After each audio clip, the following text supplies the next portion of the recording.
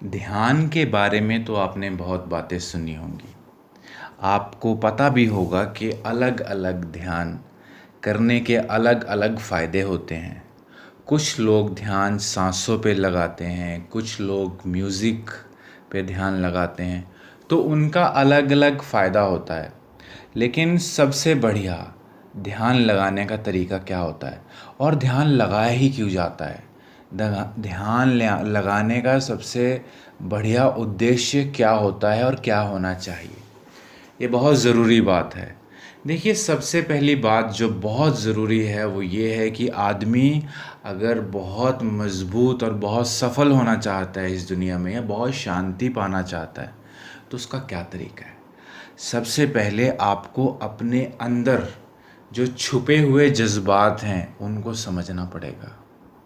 जब तक आप अपने आप से अनजान हैं तब तक आप अंदर से मजबूत हो ही नहीं सकते। अगर आप दुनिया में बहुत नाम कमा लेते हैं, बहुत पैसा कमा लेते हैं, वो उसकी कोई कीमत नहीं है अगर आप खुद से परिचित नहीं हैं। क्योंकि आप अपने आप से जब तक परिचित नहीं होंगे तब तक आप शांति से दूर रहेंगे। आपने सुना भी होगा, बहुत लोग बहुत वर्षों से ये बोलते आए हैं कि शांति भीतर होती है, बाहर नहीं होती है। लेकिन फिर भी सभी बाहर की तरफ भागते हैं, अपने अंदर की तरफ जैसे उन्हें पता ही नहीं है। क्यों क्यों भागते हैं वो बाहर की तरफ? क्यों उनको ऐसा लगता है कि शांति बाहर ही है?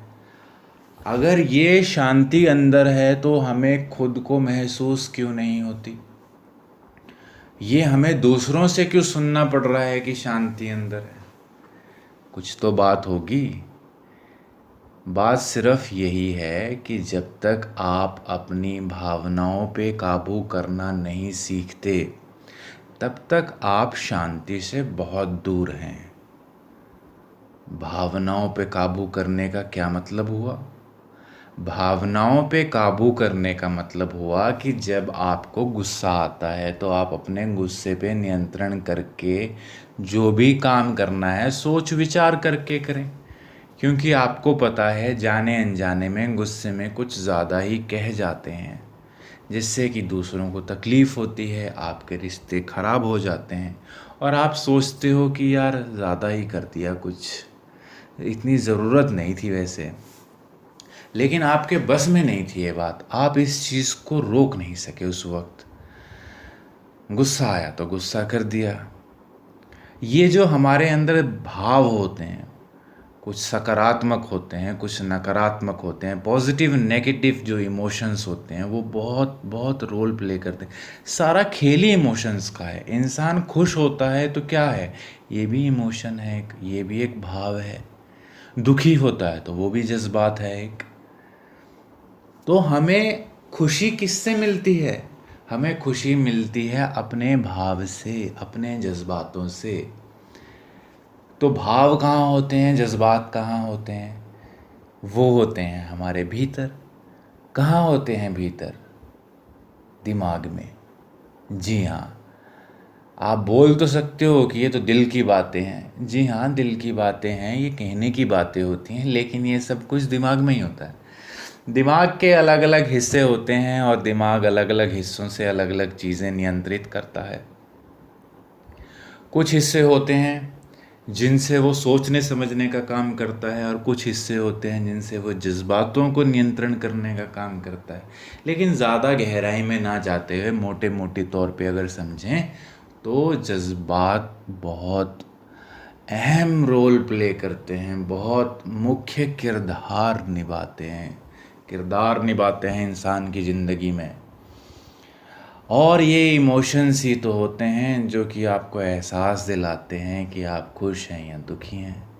जब कोई आपसे प्यार से बात करता है तो आपको बहुत अच्छा लगता है, और अगर कोई आपको तो गाली दे दे तो बस फिर आपको दिमाग में समझ नहीं आता कि अब क्या किया जाए। अक्सर आप लड़ पड़ते होंगे, लेकिन आप चाहते यही होंगे कि आपके पास शायद इतनी ताकत हो कि आप अपने आप को रोक सकें और सही समय पे सही फैसला ले सकें। क्योंकि सही समय पे सही फैसला लेने वाला इंसान ही कामयाबी को पाता है, वही कामयाबी का उत्तराधिकारी होता है। ये सब बातें शायद आपको फालतू लग रही होंगी, आप सोच रहे होंगे कि यार ये बातें हमने बहुत सुन रखी हैं, ये किताबी बातें कहाँ से शुरू कर दी आपने भाई। नहीं सर, ये किताबी बातें नहीं हैं, ये बातें व्यवहारिक बातें हैं जिसको हम अनजाने में नज़रअंदाज कर देते हैं। आप अपने आप को कैसे नियंत्रित कर सकते हैं जब तक आप अपने आप को जानते ही नहीं हैं, क्योंकि आपका सारा का सारा जो करना धरना है वो अपने आप से दूर भागने का ही कार्यक्रम है। आपको जैसे ही कुछ छुट्टी मिलती है तो आप क्या करते हो? कभी अपने साथ बैठे हो? कभी खुद को समझने की कोशिश की है? क्या करते हो आप? ईमानदारी से सोचना ज़रा, क्या करते हो? कभी फिल्म देखने लग जाओगे, कभी कुछ देखने लग जाओगे, लेकिन खुद के साथ नहीं बैठना, क्योंकि खुद के साथ बैठते हो तो लगता है कि यार बोर हो गए, क्या करें, सारी की सारी पुरानी यादें सामने आ गई यार, ये तो बहुत बुरा हो गया। कुछ लोग होते हैं कि चोट खाए हुए होते हैं भावनात्मक तौर पे, तो जब अकेले बैठते हैं तो सारा का सारा उनके सामने आ जाता है। अरे ये क्या हो गया भाई, इन सभी चीज़ों से तो पीछा छुड़ा रहे थे और ये अकेले अपने आप से मिलने गए, क्या सभी से सारी मुसीबतों से मिल लिए? ये तो बहुत मुश्किल बात है भाई, ये नहीं हो पाएगा, भागो। ऐसे बात नहीं बनती है। जितना खुद के साथ बैठोगे उतना समझ में आएगा कि तकलीफ़ है कहाँ और क्यों है, और जैसे जैसे समझ में आएगा वैसे वैसे ये जो गांठें हैं ना भावनात्मक, ये खुलती चली जाएंगी। और अगर ये नहीं खुली ना तो ये तुम्हारे शरीर के जो केमिकल्स होते हैं ये उन पे असर करेगी, और वो जो होते हैं जैसे स्ट्रेस केमिकल जिसको बोलते हैं वो बढ़ जाएंगे तुम्हारे शरीर में, और उससे होंगी बीमारियां। तुम इसका इलाज भी बाहर ही ढूंढते रह जाओगे कि दवाइयाँ खाने से ठीक हो जाओगे। खांसी ज़ुकाम की बात होती तो शायद ठीक हो जाते, लेकिन ये तो भावनात्मक रोग हैं, ये बचपन से इकट्ठे ही करते चले आ रहे हो तुम। तो इसके लिए ध्यान देने की बात है, लंबी चौड़ी बात है नहीं। अपने साथ बैठा करो थोड़ी देर और अपने विचारों पे ध्यान दिया करो, सोचा करो कि अगर तुम, सबसे पहले तो ये सोचा करो कि क्या महसूस करते हो, और फिर ये सोचा करो कि ऐसा महसूस क्यों करते हो।